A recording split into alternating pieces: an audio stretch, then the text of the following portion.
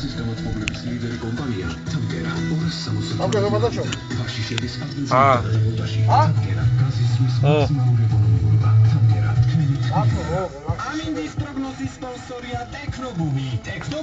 ორი წლისა იუბილის აღსანიშნავად ტექნობუმის ქსელში მადლიერების დღეები და საფუძველი ბუმი ეწყობა 24 თებერვლიდან ხაერთე საჩუქრების ბუმში და მიიღე მაქსიმუმი მხოლოდ იმათი მოდოსია ამჯერად ამინდის პროგნოზის ხვალ 25